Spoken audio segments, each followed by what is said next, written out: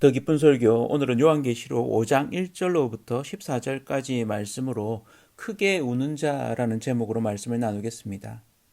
크게 울어 본 적 있으신가요?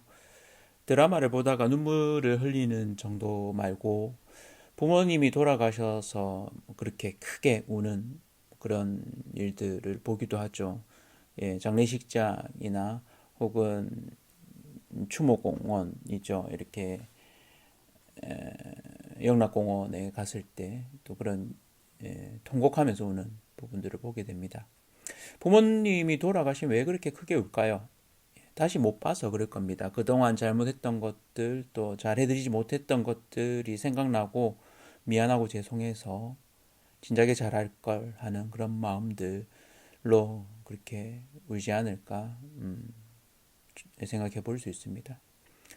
크게 울어 본 적, 생각을 더듬어 보니까 대학 2학년 때 여름 수련회 첫날 수련회 말씀을 듣고는 그렇게 크게 울었던 것 같습니다. 1시간이 넘게 한 2시간가량을 울었던 것 같습니다. 왜 그렇게 크게 울었을까요? 대학 1학년 때 하나님을 인격적으로 만났습니다. 로마서 8장 말씀을 들으면서 나의 부족함에도 불구하고 하나님의 사랑에서 그 어떤 것도 나를 끊을 수 없다. 그래서 스스로를 받아들이고 또 하나님의 그 사랑을 깊이 경험하게 되었고 그 수련회 이후에 천국을 사는 듯한 그런 경험을 했습니다. 그런데 오래 가지 않더라고요. 그렇게 한 달을 구름 위로 이렇게 걷는 듯이 행복하게 지냈습니다. 그런데 그 이후에 또 다른 삶의 문제와 나의 부족함을 맞닥뜨리게 되었죠. 그래서 대학 2학년 여름 수련회를 갔을 때 그렇게 펑펑 울었던 것 같습니다. 나의 부족함과 인간 존재의 연약함, 인간의 재성 이런 부분들을 보면서 그렇게 슬퍼했던 것 같습니다. 왜 그렇게 극복이 안 되는지 그런 몸부림이었던 것 같습니다. 여기 애통하는 자가 있습니다. 하늘의 예배에 참석하여서 감동을 받고 영광스러움에 있었지만 이 사도 요한이 예수 그리스도가 올라오라는 그 말을 듣고 성령에 이끌려서 천상의 예배에 동참합니다. 그러나 사도 요한이 크게 웁니다. 왜 그럴까요? 하나님이 이 땅의 문제에 대한 해결책을 담은 두루마리, 그 당시의 책이죠. 이 두루마리를 쥐고 계십니다. 앞으로 있어질 일과 그 일의 성취에 대한 두루마리를 들고 계십니다. 그런데 그 두루마리에는 7인으로 완전히 봉하여져 있습니다. 인이라는 게 이 인두 같은 거 가지고 찢어가지고 이걸 이렇게 딱 봉해 놓은 거죠. 이 7인을 떼야지만 이 두루마리를 펼칠 수 있습니다. 그럴 때 앞으로 일어날 일들이 성취되는 것을 보게 되는 거죠. 완전한 승리를 보게 됩니다. 일의 결국을 보게 되는 거죠. 그런데 이 문제의 해결책을 그 인을 열 자가 없는 것입니다. 한 천사가 말합니다. 아무도 그 두루마리를 열 자가 없다고. 하늘 위에나 땅 위에나 땅 아래에 능히 그 두루마리를 펴거나 보거나 할 자가 없다고 이야기합니다. 천상의 예배에서 하나님을 배웠습니다. 내 생물과 24 장로들이 하나님을 향해서 찬양하는 그 경배를 들었습니다. 감격과 기쁨이 충만했습니다. 그러나 지상에는 여전히 어려움이 있습니다. 진행형입니다. 로마 황제는 여전히 교회를 핍박하고 스스로를 신으로 신격화하고 있습니다. 교회들은 다 숨어서 지하로 숨어버렸습니다. 자신을 제외한 사도들은 다 순교했습니다. 사도 요한조차 밤모섬에 갇혀서 낮에는 돌을 캐면서 지내고 있습니다. 분하고 원통한 시점입니다. 교회들은 어려움에 처했습니다. 앞으로 어떻게 될지 조마조마합니다. 교회가 멸절될 수도 있습니다. 그런데 하나님을 바라보면서 새 소망이 생겼습니다. 문제는 하나님이 들고 계신 앞으로 되어질 일, 해결책, 두루마리가 인으로 완전히 봉해져 있다는 것입니다. 그리고 이를 열 존재가 아무도 없다는 것입니다. 문제가 터졌는데 해결할 수가 없을 때, 해결할 수 있는 사람이 이 자리에 없을 때 우리의 속은 고구마를 잔뜩 먹고는 물을 못 마신 것처럼 답답합니다. 누군가는 해결을 해야 하는데 해결할 사람이 없는 겁니다. 난감하죠. 내가 해결하고 싶지만 해결할 수 없는 거죠. 감당이 안 되는 겁니다. 전혀 내가 도움이 안 되는 이런 상황. 사도 요한이 그렇습니다. 오늘 본문 요한계시록 5장 이렇게 얘기합니다. 그 두루마리를 펴거나 보거나 하기에 합당한 자가 보이지 아니하기로 내가 크게 울었더니. 사도 요한이 크게 웁니다. 초대교회가 잘 세워져 가고 있었고 그것을 위해서 자신의 삶을 다 바쳤습니다. 그런데 멸절의 위기에 처해 있습니다. 바모섬에서 하늘로 들려져서 하나님의 천상의 예배에 참여하고 하나님의 뜻을 깨닫고 나의 나됨을 새롭게 보게 되었습니다. 인생의 의미에 대해서, 하나님의 놀라운 계획에 대해서, 하나님이 여전히 통치하고 계시는 진정한 왕 되시고 진짜 신이심을 보게 되었습니다. 새 소망이 생겼습니다. 그런데 땅의 모습은 어떻습니까? 현실은 어떠합니까? 해결책이 없습니다. 그 해결책을 쥐고 계신 하나님 오른손에 있는 두루마리에 7인으로 꽁꽁 묶여 있습니다. 풀 존재가 없습니다. 봉인이 해제가 되지 않습니다. 예전에 어머니 집에 갔는데 어머니가 열쇠가 없는 겁니다. 아버님이 집 안에 계신데도 초인종을 누르고 두들겨도 반응이 없습니다. 전화도 안 받으시고요. 인기척도 없었습니다. 술을 드시고 인사불성이 되어서 주무시고 계셨던 거죠. 결국 열쇠기사를 불러서 문을 부수었습니다. 잠금장치를 부수고 문을 열었습니다. 키가 있어야 할 때 없으면 결국 수리공을 불러야 됩니다. 우주의 통치자이신 하나님이 그 오른손에 해결책을 가지고 계십니다. 하나님이 하시면 되지 않느냐. 그런데 그 두루마리를 손에 쥐고 계신데 그 두루마리를 열 사람, 그 두루마리를 잠그고 있는 인을 해제할 존재가 없습니다. 그래서 사도 요한이 크게 웁니다. 이 울음은 애통의 눈물입니다.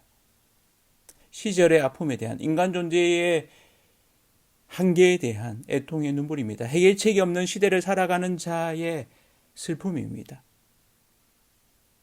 대한민국이 기독교가 들어온 지 100년이 넘었습니다. 그런데 기독교는 어느덧 자본에 의해 잠식되어 버렸습니다. 세속화의 물결 가운데 잠겨 버렸습니다. 교회를 바라보면서 이 한국 교회를 되살릴 자가 없다고 여겨집니다. 이 시절을 바라보면서 여러분은 어떤 마음이 드십니까? 우리가 이 시대를 바라보면서 어쩌면 사도 요한처럼 크게 울어야 합니다. 예수님이 마태복음 5장 4절에 말씀하셨듯이 애통하는 자는 복이 있나니 그들이 위로를 받을 것이며, 이 시절을 아파하면서 대한민국을 애통해야 하면서 믿음의 눈으로 바라보고 하나님의 마음으로 크게 우는 자, 저와 성도님들이 되기를 원합니다. 교회가 욕을 들어먹고 있습니다. 목사가 나쁜 짓을 하는 것을 우리 역시도 봅니다. 믿는 이들을 사람들이 멀리하는 시대를 살아가고 있습니다. 왜 이렇게 되었을까요?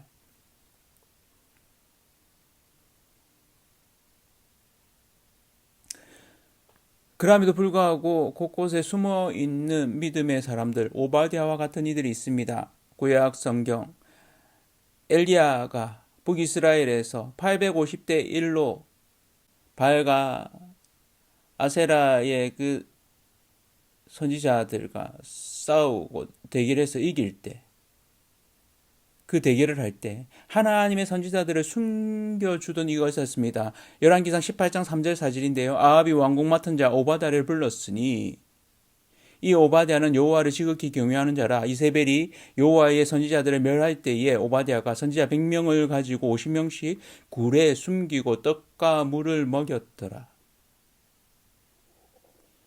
그 시절에 오바댜가 있었습니다. 용기 내어서 드러내고 싸우지는 않았지만 믿음의 사람들을 지키는 자신의 역할을 감당했던 오바댜가 있었습니다. 지금 대한민국, 지금 이 시대에도 여전히 오바댜와 같은 이들이 있습니다. 저와 여러분들이 오바댜와 같은 일들을 하고 있습니다. 할 수 있습니다. 문제는 뭡니까?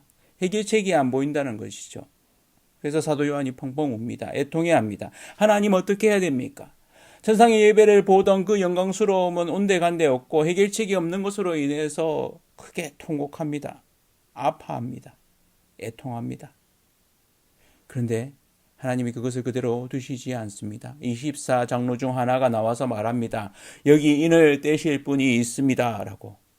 요한계시록 5장 5절이죠. 장로 중에 한 사람이 내게 말하되 울지 말라.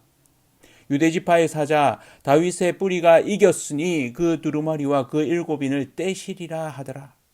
유대지파의 사자 다윗의 뿌리 그 두루마리의 7인을 뗄 존재가 있다는 것입니다. 그분이 그 두루마리를 취하십니다. 그리고 7인을 하나씩 떼십니다. 그 7인을 떼는 과정들이 하나님의 뜻이, 하나님의 계획이 성취되는 과정입니다. 진정한 승리의 과정입니다. 그 과정을 우리가 앞으로 16장까지 보게 될 것입니다. 교회가 핍박받는 시간입니다. 영적인 전투의 시간입니다. 견디는 과정입니다. 그러면서 이 인을 떼시는 분을 이렇게 소개합니다. 요한계시록 5장 6절이죠. 내가 또 보니 보좌와 내 생물과 장로들 사이에 한 어린 양이 서 있는데 일찍이 죽임을 당한 것 같더라. 그에게 7뿔과 7눈이 있으니 이 눈들은 온 땅에 보내심을 받은 하나님의 7영이더라. 어린 양의 모습으로 있습니다. 어린 양이 서 있습니다. 일찍이 죽임을 당한 것 같더라. 목이 베어져서 여전히 핏자국이 남아있는 것입니다. 그리고 그분에는 7뿔, 뿔은 보좌, 권세를 상징합니다. 7뿔이 있습니다. 완전한 권세이죠. 7눈이 있습니다. 완전한 지혜입니다. 이 7눈은 하나님의 7영, 성령을 말합니다. 성령님이 함께 하십니다. 문제의 해결책이 드러났습니다. 유다 지파의 사자 다윗의 뿌리 되신 그분이 보좌에 같이 계십니다. 그런데 그 모습이 사자의 모습이 아니라 어린 양으로 계십니다. 이것이 하나님의 계획입니다. 하나님의 해결책입니다. 하나님의 해결책은 십자가에서 죽으신 어린 양입니다. 죽음을 통해서 사자의 권세를 가지신 분입니다. 이해하기 쉽지 않죠. 사자의 권세를 가졌는데 어린 양의 모습입니다. 실제로 어린 양이 죽어갈 때 얼마나 얌전히 죽는지 중국에 갔을 때 한 지역에서 양을 잡는 모습을 봤습니다. 정말 발버둥치지도 않고 목에 피가 흐르는데도 울지도 않고 그렇게 죽더라고요. 진짜 이기는 것이 뭘까요? 말싸움에서 이기는 것, 윽박질러서 사람의 마음이 변화되는 지점은 윽박질러서 설득해서가 아니더라고요. 공감에 있음을 보게 됩니다. 사탄은 예수를 억압했습니다. 밀어붙였습니다. 윽박질렀습니다. 모든 방법을 다 동원해서 예수를 죽였습니다. 그리고 그를 따르던 제자들도 죽였습니다. 로마 제국은 영원할 것 같이 군림했습니다. 스스로를 신이라고 말했던 10명의 황제들은 결국 어떻게 되었습니까? 로마 제국은 역사의 뒤안길에 사라졌습니다. 그러나 기독교는 남았습니다. 소리가 크다고 이기는 것이 아닙니다. 정말 이기는 것은 사람을 품을 때, 품어주면 이깁니다. 기독교는 품는 사랑입니다. 기독교는 진짜 이기는 것을 아는 종교입니다. 기독교는 공감하는 사랑입니다. 어린 양이 그 두루마리를 취하시니 내 생물과 24 장로들이 그 어린 양 앞에 엎드려서 검은고와 향이 가득한 금 대접을 가지고 새 노래를 부릅니다. 그 향은 성도의 기도입니다. 예수 그리스도를 향해 찬양을 올려드립니다. 두루마리를 가지시고 그 인봉을 떼기에 합당하신 분, 일찍이 죽임을 당하사 각 족속과 방언과 백성과 나라 가운데 사람들을 피로 하나님께 드리시고 하나님 앞에 나라와 제사장을 삼으셔서 그들이 땅에서 왕노릇하게 되리라고 경배합니다. 이 새 노래는 승리의 노래입니다. 진정한 승리의 노래입니다. 이후에 다시 찬양합니다. 천천만만의 천사들이 함께 나와서 찬양합니다. 죽임을 당하신 어린 양은 능력과 부와 지혜와 힘과 존귀와 영광과 찬송을 받으시기에 합당하다. 그 이후에 한 번 더 찬양합니다. 세 번째, 모든 피조물이 다 같이 나와서 찬양합니다. 보좌에 앉으시니와 어린 양에게 찬송과 존귀와 영광과 권능을 세세토록 돌릴지어다.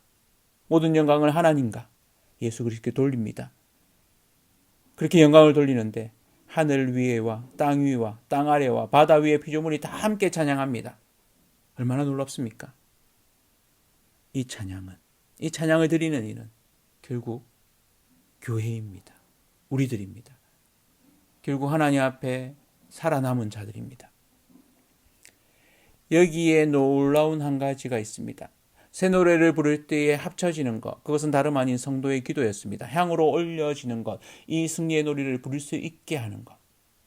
승리는 어떻게 올까요? 세 가지를 통해서 온다고 저는 봤습니다. 첫 번째는 승리는 애통하는 자를 통해 옵니다. 사도 요한의 애통을 통해서 옵니다. 이 땅을 보며 애통하셨던 예수 그리스도의 눈물을 통해서 옵니다. 예레미야 선지자의 눈물을 통해서 옵니다. 이 땅을 위해 눈물을 흘리며 자신의 역할을 감당했던 오바댜를 통해서 오게 됩니다. 저와 성도님들이 이 땅을 바라보면서 주님의 마음으로 같이 눈물 흘리는 자 되기를 원합니다. 승리는 두 번째로 기도하는 자를 통해 옵니다. 하나님께 올려지는 기도, 그 기도를 하나님이 들으십니다.